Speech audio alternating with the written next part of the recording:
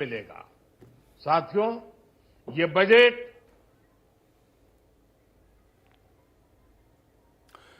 तो आज बजट वित्त मंत्री निर्मला सीतारमण के द्वारा पेश किया गया और इसी बजट को लेकर के राज्यसभा सांसद रेखा शर्मा से हमारे ब्यूरो चीफ दीपक शर्मा ने खास बातचीत की है। आइए आपको सुनवाते हैं।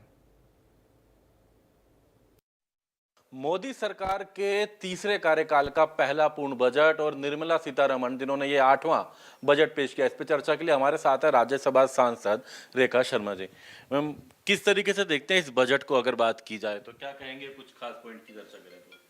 ये जो बजट है देश की अधिकतर जनसंख्या के लिए बजट है और वो है मिडिल क्लास। हम लोग सब जानते हैं और हम सभी उसी में आते हैं।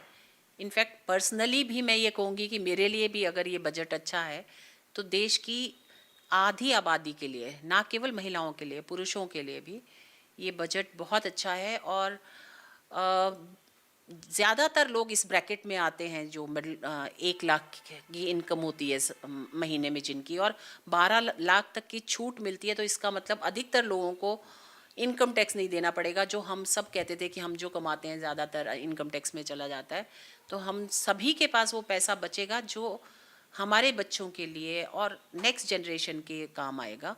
तो मुझे लगता है ये आज तक की हिस्ट्री में सबसे बेहतर बजट था। हम महिलाओं की बात करें, उनके चर्चा जरूर करेंगे।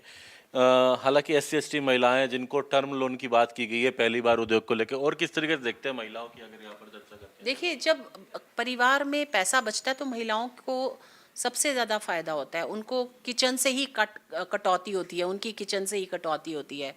चाहे और कई चीज़ें होती हैं जो महिलाएं लास्ट प्रायोरिटी में रखती हैं, स्पेशली अपने लिए जब कुछ करना होता है, चाहे अपना उद्योग शुरू करना हो या अपना छोटा सा काम शुरू करना हो, वो लास्ट प्रायोरिटी में रहता है। लेकिन जब पैसा बचा पाएंगी तो अपने ऊपर भी खर्च पाएंगी, अपने बच्चों पे भी खर्च पाएंगी, और अपने उद्योग में भी जो छोटे छोटे उद्योग करना चाहती हैं, जो घर पे बैठ के छोटा काम करना चाहती हैं, उस पे भी लगा पाएंगे।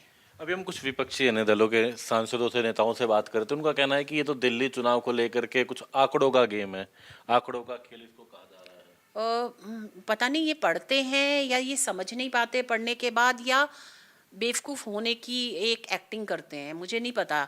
क्योंकि पढ़े लिखे तो इनमें से सभी हैं, और ऐसा क्या पढ़े लिखे कि जिनको ये 7 से 12% समझ नहीं आता।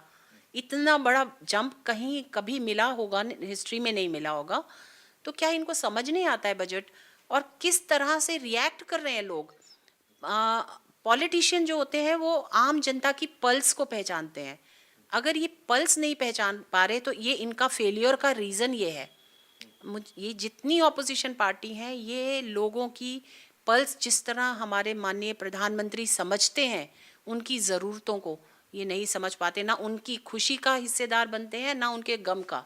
तो इनको, मुझे लगता है इनको दोबारा से स्कूलिंग करनी पड़ेगी कि कैसे राजनीति करनी है।